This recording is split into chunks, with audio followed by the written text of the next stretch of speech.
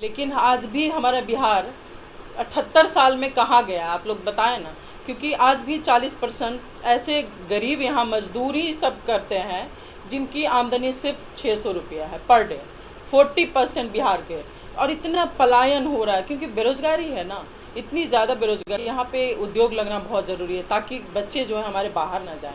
अब कलकत्ता जाएं, गुजरात जाएं, हर जगह जा रहा है, मतलब वहाँ पे इंफ्रास्ट्रक्चर है, हमारे यहाँ क्यों नहीं हो सकता। तो विशेष राज्य का दर्जा बिल्कुल मिलना चाहिए। मिलेगा तभी तो कुछ करेंगे, बिहार को हम लोग आगे बढ़ाएंगे। बिहार को जो भी हमारे लीडर्स हैं सर, आगे पीछे दाएं बाएं, जब वो बहुत ही काफ़ी मतलब उस रैली के उन्होंने जो मेहनत किया और जो उनको क्रेडिट जो श्रेय मिलना चाहिए, बस 2-3 महीने के लिए उनको श्रेय मिला, उसके बाद से वो कहीं पीछे छिप गए। लघु समीकरण उन्होंने किया था, फिर रैली लघु यानी कोयरी कुर्मी को एक करने में भी उनका बड़ा योगदान रहा। जी जी जी। उस तरह का। उसके बाद अचानक सतीश कुमार का नाम ही गायब हो गया। ये क्या कारण रहा कि वो अब है नहीं पॉलिटिकल में, कहीं उनका नाम नहीं लिया जाता है? नहीं, नाम लिया जाता है, ऐसी बात नहीं है, अभी भी नाम लेते हैं लोग।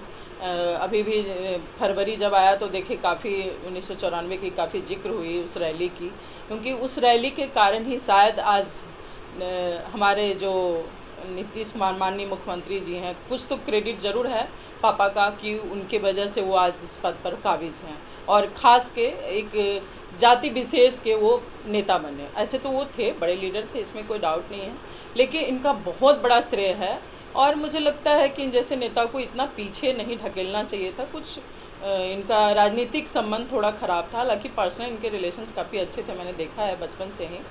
क्या अभी नीतीश कुमार मिलने के लिए सतीश कुमार जी से जाते हैं, कभी ऐसा हुआ है? नहीं, कभी जाते नहीं, उन्होंने कभी अप्रोच नहीं किया। उनको शायद लगता है कि अभी इनकी ऐसी कोई ज़रूरत नहीं है उनको, इसलिए कभी जाते नहीं। अगर वो बुलाएंगे तो ज़रूर जाएंगे। आपको क्या लगता है जातिगत राजनीति क्या बिहार के परिप्रेक्ष्य में सही है? नहीं, सही नहीं है, बट मुझे लगता है कि बिहार से ये जातिगत राजनीति जो है अगले 50 साल तक नहीं जाने वाली है। क्योंकि मुझे लगता है ऐसे कि राजनेता लोग ही नहीं चाहती कि जाति चला जाए, जाति समाज ये सब अगर जातिगत ही रहेगा तो फिर ये बिहार इसीलिए तो आगे नहीं बढ़ पाते हैं ना हम लोग, क्योंकि ये जातिगत ही रह जाता है कि हमेशा अब ये है कुर्मी है तो स्पेशली कुर्मी का लीडर है, अगर कोयरी है तो कोयरी का स्पेशल लीडर है।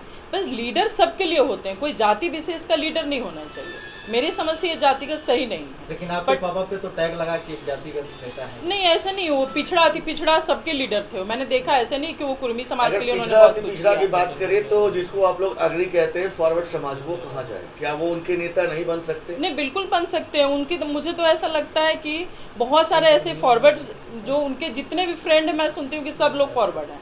तो ऐसा नहीं है कि छोटे छोटे उसमें जो लीडर थे हमारे पापा के साथ इर्द गिर्द सब फॉरवर्ड नहीं थे। तो पापा ने मैंने जो देखा है कि हर समय हर वक्त वो सबको लेके चलते थे। अभी खैर उनकी थोड़ी सी हो सकता है उनका कुछ डिसीजन भी गलत हुआ होगा, उसमें वो पार्टी उन्होंने जो छोड़ा उसके चलते वो थोड़ा पिछड़ते चले गए। तो मुझे लगता है कि इनको भी एक बार कोशिश करनी चाहिए कि एक बार मिलें नीतीश कुमार जी से और संबंध अच्छा बनाएं, शायद मिलने से संबंध अच्छा बनता है। लता राज फाउंडेशन के बारे में बताया, आप एक समाज सेवी महिला भी हैं, तो आप किस तरह से काम करते हैं, क्या शैली है आपका काम करने की? लता राज फाउंडेशन एक्चुअली मैं जिला परिषद का चुनाव लड़ी थी, उसमें मैंने जो गांव का दौरा किया, मैं बहुत कम जाती थी गांव वगैरह, तो उसमें मैं ऑलमोस्ट 15-20 साल के बाद गांव इतना घूमी थी। ऐसे थोड़ा बहुत जाती थी, बट 15-20 साल के बाद मैं लगभग हर गांव हर घर में 6-6 बार घूमी। तो उस गांव की जो मैंने परिस्थिति देखी बच्चों की, कुछ ऐसे गांव थे जहाँ पे बच्चे बिल्कुल अनपढ़ थे।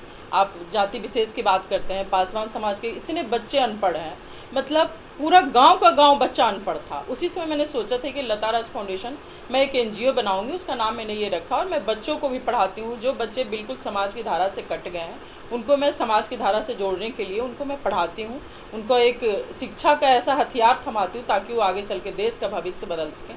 और महिलाओं को आत्मनिर्भर बनाती हूँ ताकि अपने बच्चों को पढ़ाने के लिए वो कमाएं, किसी पे डिपेंडेंट नहीं रहे। तो इसी क्रम में जी अभी तक हमारे साथ कम से कम 10 से 15 हज़ार महिलाएं जुड़ी हैं, जिसमें से ऑलमोस्ट हमने 5-6 हज़ार महिलाओं को सिखा दिया और वो लोग अपना काम शुरू कर दिया। आप कभी जाएं क्षेत्र में जहाँ जहाँ मैं काम करती हूँ, वहाँ जाके आप देखें, बात करें, तब आपको शायद समझ में आएगा। हम तो बोलेंगे तो उतना ज़्यादा आप लोग को समझ नहीं आएगा। कहाँ तक है अभी तो शेखोपुर सराय प्रखंड में बहुत सारा, कम से कम 20-25 चल रहा है हमारा।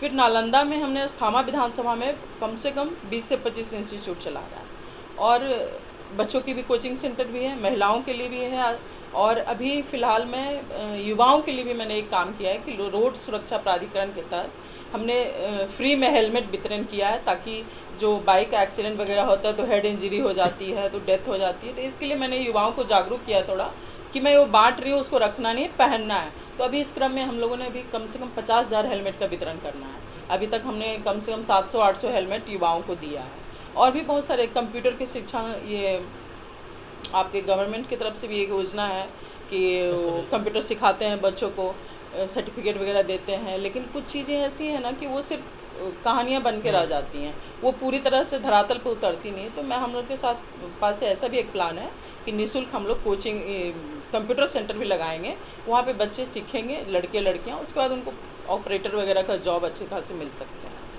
बीते कुछ दिन पहले मैम आपकी संस्था शेखपुरा में एक निःशुल्क कोचिंग संस्था खोलती है, क्या कुछ हुआ था जिसकी वजह से वहाँ पे एक कोचिंग संस्था खोली गई? हाँ, एक्चुअली 10 साल का एक बच्चा है जिसने 3 बच्चियों को बचाया। तो मुझे लगता है कि इतना बड़ा काम करने के लिए बहुत हिम्मत चाहिए, बहुत बहादुरी चाहिए, जिसने वो उस बच्चे ने ये दिखाया।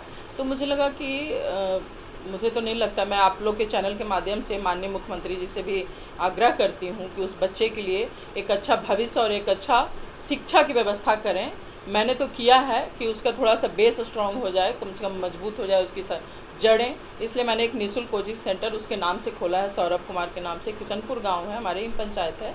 तो वो उस बच्चे के साथ साथ उस गांव के सारे बच्चे उसमें निःशुल्क सेवा ले सकते हैं, पढ़ाई कर सकते हैं, ताकि आगे चल के इस देश का भविष्य बने। आपकी जो ये संस्था है लता राज फाउंडेशन, वो क्या सिर्फ नालंदा जिला में ही काम करेगी या बिहार के और जिलों में बढ़ेगी? नहीं, मैं पूरे बिहार में ये काम करना चाहती हूँ, बट हमारे पास संसाधन की कमी है। पूरे बिहार से लोग मुझे अप्रोच करती हैं, खास के महिलाएं और लड़कियाँ, आपके पूर्णिया, सिवान, अभी सुबह सुबह मुझे सिवान से कॉल आया, मोकामा, हर जगह से मुझे लोग कॉल करते हैं, आरा से, कि मैम हमारे यहाँ भी ये सेंटर खोलिए, लेकिन हमारे पास संसाधन की कमी है, मैं इतना ज़्यादा अभी पैर नहीं पसार सकती। तो फिलहाल इसमें शेखपुरा, नालंदा और बिहार शरीफ वगैरह में कर रही हूँ, और अगर मुझे सरकार कुछ मदद करती है तो मैं पूरे बिहार में ये काम करना चाहूँगी। भविष्य में क्या राजनीति में जाने की कोई योजना? हाँ, योजना तो है हमारी, क्योंकि आपने जब जिक्र किया सतीश कुमार का, तो ऑब्वियस हमारी जो है पॉलिटिक्स में माहौल में ही रही हूँ, तो मुझे लगता है कि अगर हम जैसे लोग को इस क्षेत्र में आना चाहिए, पॉलिटिक्स में सेवा भाव की मतलब मनोभाव होना चाहिए कि हम मुझे सेवा करना है, इसलिए मैं आना चाहती हूँ, बिल्कुल आना चाहती हूँ। अगर मौका मिलता है तो मैं आगे इसी में योगदान दूंगी कि पॉलिटिक्स में अगर कुछ आपको जनता को लीड करने का मौका मिलता है, कुछ पावर मिलता है, तो मैं उनके लिए शायद और बढ़ चढ़ के काम करूंगी। जब राजनीति की बात